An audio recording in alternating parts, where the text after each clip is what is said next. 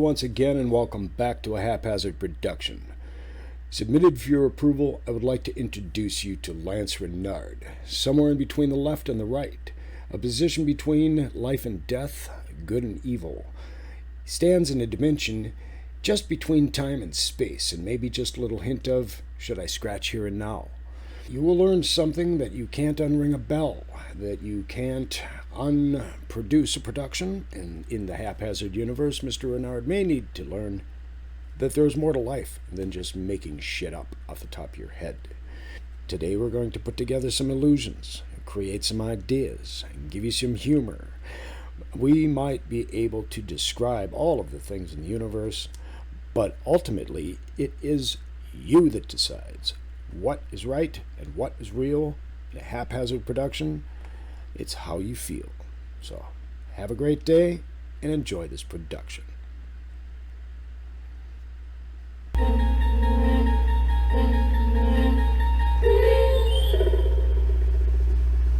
Hello once again and welcome back to another episode of Ex Machina. Today's episode is going to be about illusions. I say I don't pre-plan my episodes, and I really don't, but as I'm editing them, I go, man, I could have made a better opening, and that's thus the result of this.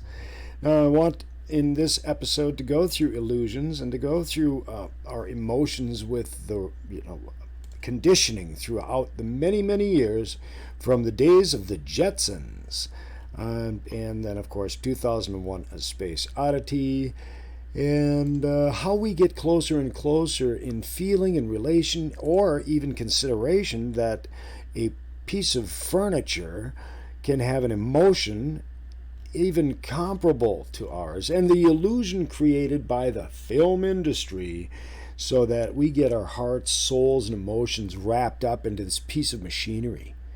Yeah, that's not twisted or anything, is it? So, speaking of twisted, we have other illusions to go through. I hope you enjoy this Haphazard production. Thank you for joining and subscribing and liking. These images I'm downloading, I am seeing some that are a little disturbing, and I will not be downloading disturbing ones, just FYI. And they will not all be lined ones like this. This is just a part of the essay. Just give me a little FYI before we get into it. And once again, as a reminder, I am located under the flight path of the Minneapolis-St. Paul Airport. And here are my GPS coordinates. At any rate, I put in massive illusion hologram, and this is what I got. First pick, our universe, is one massive hologram. Interesting statement in the sun, by the way. And that's just something I thought I'd bring up for a moment. I am actually looking for the, massive hologram. Holographic reality, on the other hand, brings people together to share experiences like simultaneously broadcasted live events, making holograms a part of our culture. And happy faces. That's not too creepy, is it? And that's how we break it down into triangles. It's cool. Nothing like a big old hologram of fakeity. I don't want to go into that now because I'm just talking about, or still looking at, the holograms that are projected over mass numbers of people. I am still conveying the idea and information about the illusions that we are created and presented with and what we consider to be important. And there are things that we value over others. That's just the way we are. And part of the essay here is, of course, how we accept and perceive and receive the notions. There's the holographic universe. All right. And so you might ask yourself, I might ask myself, what am I doing here? Why? Why, oh why? Okay, my issue at this particular point in time is how much of this is fabricated Photoshop, how much of this is Okay, an actual hologram. Go for the music, stay for the hologram. That is some pretty cool stuff. However, part of the essay that I would like to also connect with is how I believe that one of the interests of our, what you might call, new world order and the holographic and computers, AI, artificial intelligence, situations and scenarios, so many of these, if you've seen the movie Tomorrowland and seen the, or actually if you watch the movie Tomorrowland, let me go ahead and put it in there.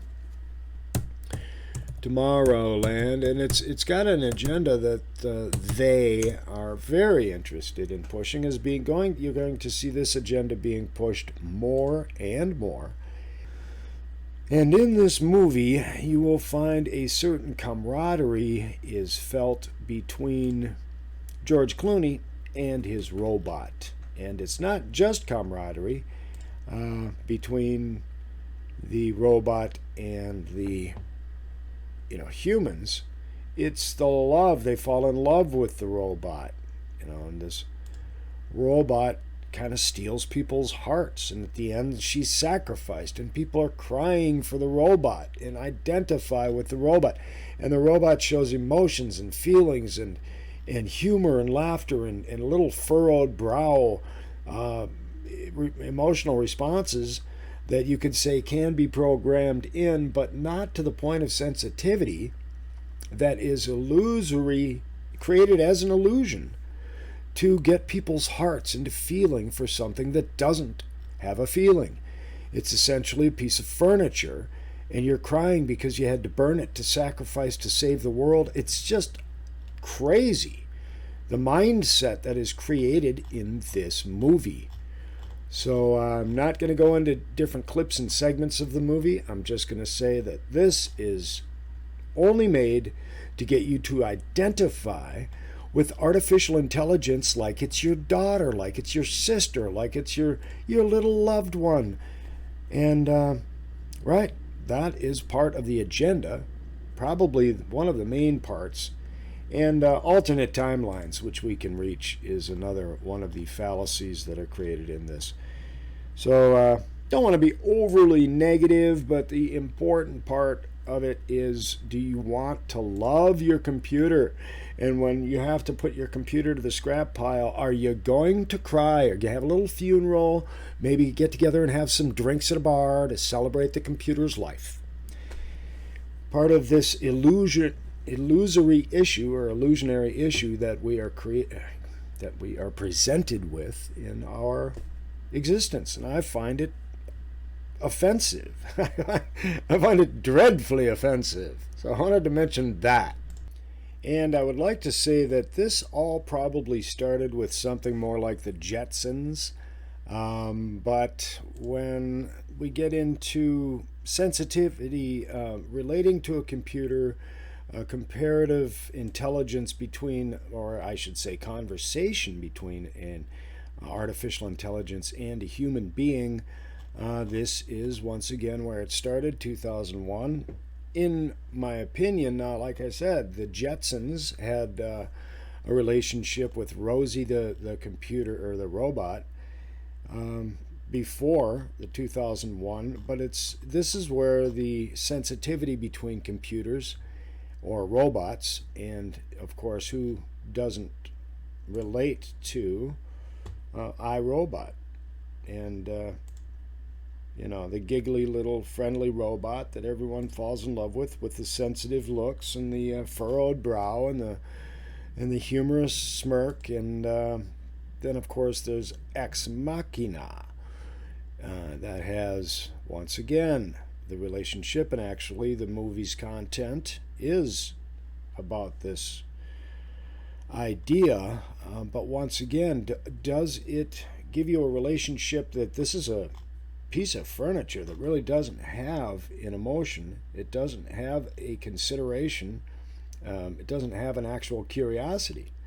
it has an equation that it comes up with a finality with, and it does not furrow brow unless it is programmed on certain word responses. And so this whole idea about falling in love with the machine is part of the agenda. You might want to wonder why it's a part of the agenda. And so now into illusion. I actually would say now into the illusionary arts, but that's what you're looking at here as well. I hope these images don't rattle you too much or boggle the mind too overly insensitively. Today's issue and essay is going to be about looking at little squares, circular down, and who gave the kids the crayons? What the fuck? And that thing's moving. I mean, I swear, it looks like it's moving to me. It's probably just all the drugs I just smoked. Okay. Am I actually creating this production, or are you creating it and imagining it for me? And if you are, thank you for that. These optical illusions can baffle the mind and confuse the soul in some ways, and other people find them calming, relieving, relaxing, curious, and interesting. And somebody gave the kids the crayons. Get that marker away from Timmy. This one looks like it's moving.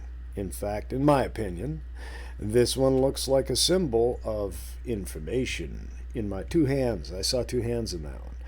This one, what do I see? You don't want to know what I see, mister. And this is another Escher. Today's issue and essay is going to be similar to yesterday's, or the last one that I put out. I think I called it number 69. Due to all of the deletions. If I put in anything that's too overly personal or I consider to be too much information for people to be able to handle, I will eventually delete the video. And FYI, I'm going to be deleting one from the past I did. It's still got a copyright. But I like to put out 5 or 6 videos before I delete any, just out of consideration. So I apologize for any deleted videos in your liked list. Please go and forgive me for that. And to get into the common haphazard production style, and just open a folder, thumb through it, talk about whatever image pops to mind. Wait a minute. Is that Sheldon? Sheldon! It is. That's Sheldon from the falsity false theory. Yeah. Just looking at some of this fashion. I got all the kids hanging around. Hey, kids! Sheldon's over here. Yeah? Maybe to become a star, he was once, maybe a female and had the operation addictomy, and yeah, that definitely looks like Sheldon to me. But then that's just me, and see, now there, without her, I saw one earlier that had the perspective without her in it, and it didn't seem to have the impact that Sheldon in a dress did. But let me just go back here and see if I can locate that specific. That is so creepy. I'm sorry I even mentioned that. There it is. Without her sitting in the way. That's pretty cool, even without her.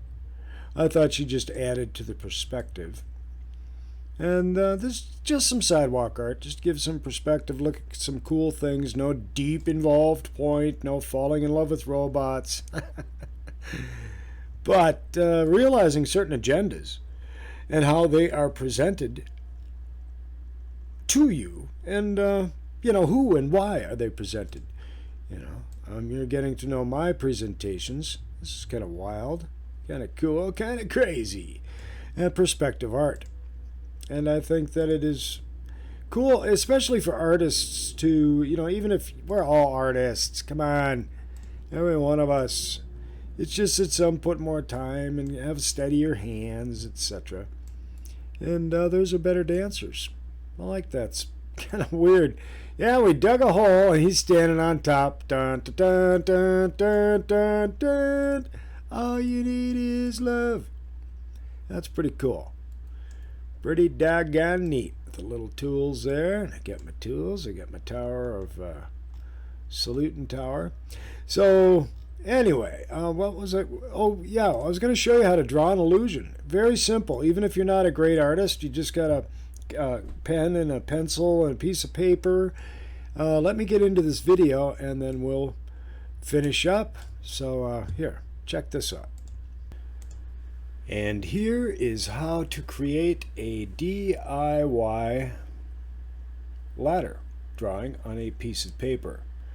How to draw a three-dimensional ladder. And it all seems quite simple. You just take a piece of paper, fold it right along the edges, nice crease, and then using the crease as your center line, you draw these lines in this dimension. Centered at 5 centimeters. Marking the top and bottom across with a 2 centimeter line. And then connecting a line right on the center line. 2.5 centimeters piece, obviously.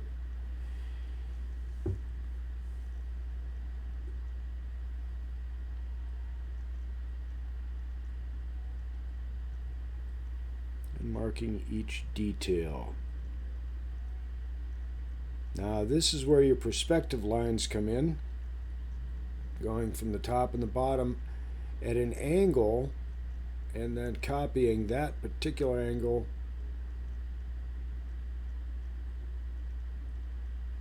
at the same distances.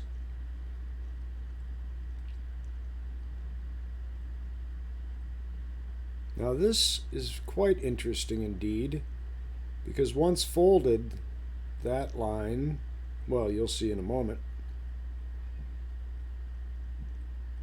Now you go from the center point and follow across on each side. There we go.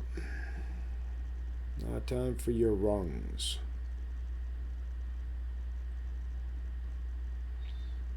Now, after drawing these lines, I would imagine that one set of rungs is darker than another set of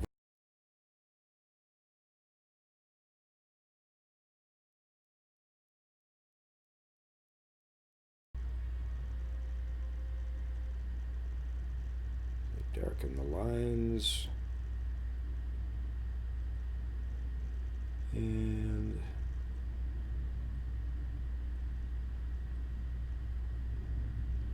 darken all of the lines.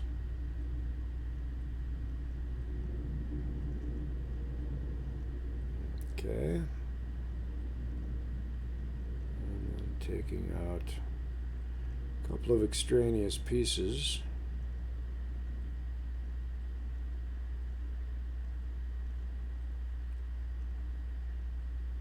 Alright, now you've got your lighter lines, as I mentioned just a moment ago.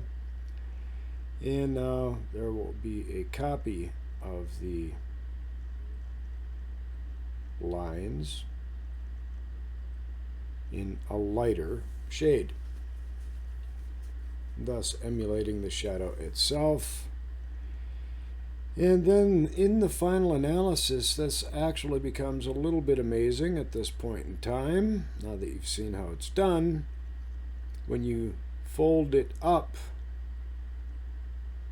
and then turn it to the proper perspective. Alright, so now you turn it right into line with the perspective, and it becomes, well, you can see for yourself. So determined by the angle that you are viewing it creates the straightness of the line, and then the illusion of the shadow is by the amount of shade. And so there is a quick and easy way to show your kids how to create a 3D ladder. Hi, puppy. So that's pretty neat. You can go ahead and make one of those, apply some of the information. I think I would prefer to show you something in each episode and that you can do. That would be fun. I'm not sure if I'll be able to, but I'm going to think along those lines of things that are easy to do, simple like the ladder and the perspective, little experiments that we can make, and find somebody with a 20-mile length of rope so we can stretch it out over, Lake Superior. I suppose the only problem with that would be traffic and, of course, weather, waves. But if you could stretch a 20-mile long cord, you would put a lot of things to rest, anchored just so far from the surface, etc. That's pretty cool. Pretty neat. I wonder if that's a Snickers bar. Dun, dun, dun, dun, dun, dun, dun, dun, dun. This is not Caddyshack. Oh, man. Gotta keep reminding myself. Oh, there's a cool one. They're all pretty cool. This guy. Everybody's gone surfing down at the mall today. I keep bringing in these songs. And cool looking tree. Cool looking tree. There's got to be paint. A lot of these are paint. And I'm sure it says in all of these descriptions to take the time and the hours or days it would take to put an entire, hour and a half production. Oh, this is nice. Giant mailbox. Well, it wouldn't have to be giant. Demon mailbox terrorizes city. I'll use that for my header. And just another one of those great illusions. We should do that with everything all over the place. Just have little spray paint cans and create illusions all over. That's pretty neat. This guy's standing on there. How much you get paid to stand there and look grumpy? There, giggles. Another nice setup with the open safe. So these are the kind of curious anomalies that we can look forward to in our next Haphazard production. Like, comment, and subscribe on your sunny laptop in the middle of the street or your Vio. And I will return once again with some pretty cool stuff to look at. I'm just going to have to find it, think about it, watch other people like Static in the Attic and UAP.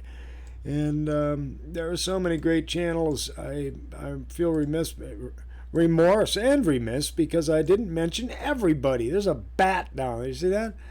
It must be the Batman. So, right, as I continue to mention, I will hunt down cool ideas, concepts, images, and conversations. And return, and don't give the kids the markers. This will happen to your house. Like, comment, and subscribe. And I hope to present another curious and fascinating Haphazard video. I think I'm going to make one. It's going to take like a month. But of all of this stuff that I can find and not talk in it. Wouldn't that be nice? Oh, wouldn't that be nice? So if you like, comment, and subscribe, I'll shut the hell up. We'll talk to you soon. Have a great day and be good to each other.